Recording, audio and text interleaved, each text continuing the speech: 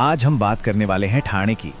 मुंबई का वो पड़ोसी शहर जो हमेशा हलचल में रहता है, और आजकल तो यहाँ एक ऐसा जबरदस्त बदलाव हो रहा है जो इसकी पूरी शक्ल ही बदल कर रख देगा।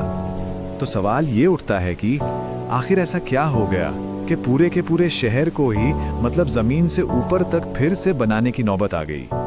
इसके पीछे की असली वजह क्या है?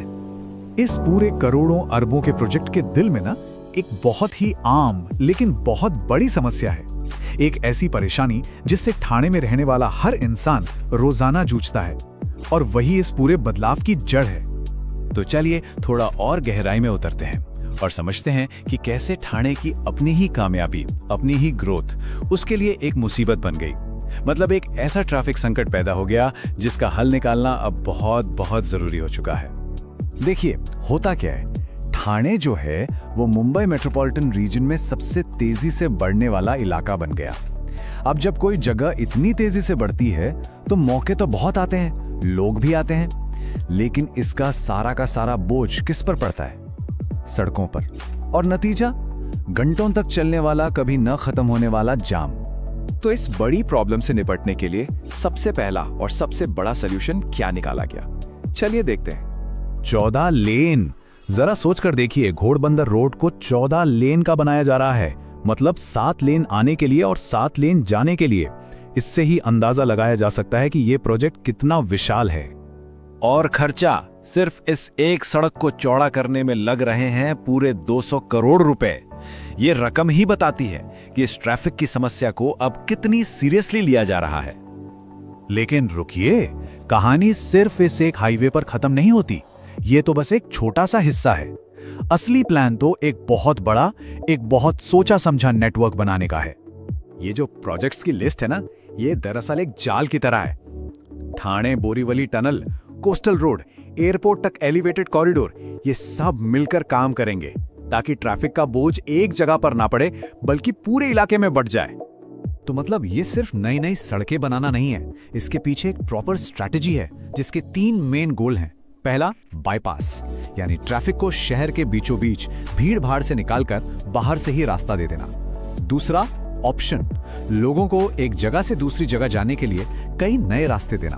और तीसरा, स्पीड, हाई स्पीड कॉरिडोर बनाना ताकि सफर का टाइम एकदम कम हो जाए। और अब आता है कहानी में असली ट्विस्ट, क्योंकि जो असल विजन है, जो लॉन्ग टर्म सॉल्यूशन है, वो और ज्यादा सड़कें बनाना है ही नहीं, वो कुछ और ही है। जरा इन नंबरों को देखिए। एक तरफ घोड़बंदर रोड पे 200 करोड़ का निवेश और दूसरी तरफ 3 मेट्रो लाइनों पर 17,000 करोड़। यह फर्क साफ साफ दिखाता है कि असली फोकस अब कहां शिफ्ट हो गया है। असली प्राथमिकता अब पब्लिक ट्रांसपोर्ट है, सिर्फ सड़कें नहीं। और यही है सबसे बड़ा माइंडसेट शिफ्ट। अब मकसद सिर्फ कारों के लिए जगह बनाना नहीं, बल्कि लोगों को एक वर्ल्ड क्लास पब्लिक ट्रांसपोर्ट का ऑप्शन देना है ताकि वो अपनी निजी गाड़ियों पर कम से कम निर्भर रहें। और इसका असर कितना बड़ा होगा? अंदाजा है कि इन नई मेट्रो लाइनों में रोजाना करीब 14 लाख लोग सफर करेंगे। 14 लाख, ये ठाणे की लगभग आधी आबादी के बराबर है। तो सोचिए, जब ये 14 लाख लोग सड़कों से अपनी गाड़ियां हटाकर मेट्रो में सफर करेंगे तो उसका असर क्या होगा? जाहिर है, ट्रैफिक कम होगा, हवा साफ होगी यानी पोल्यूशन घटेगा, ईंधन की बचत होगी, और सबसे बड़ी बात, लोगों का आने जाने का समय भी बचेगा। तो अब सवाल ये है कि ये सारे टुकड़े, ये नई सड़कें, ये टनल्स और ये मेट्रो, ये सब एक साथ मिलकर कैसे काम करेंगे? इन सबको जोड़ा कैसे जाएगा? और यहीं पर आता है इंटीग्रेटेड ट्रांसपोर्ट सिस्टम का कॉन्सेप्ट। इसका सीधा सा मतलब है एक ऐसा नेटवर्क बनाना जहां कोई भी इंसान बहुत आसानी से मेट्रो से उतरकर ट्रेन पकड़ सके, ट्रेन से बस या बस से मोनोरेल, और ये सब अक्सर एक ही टिकट या कार्ड का इस्तेमाल करके। मतलब सफर बिल्कुल आसान और बिना किसी झंझट के। और सबसे हैरान करने वाली बात है टाइमलाइन। इस पूरी ट्रैफिक की समस्या को जड़ से खत्म करने का टारगेट रखा गया है अगले सिर्फ 4 से 5 सालों में।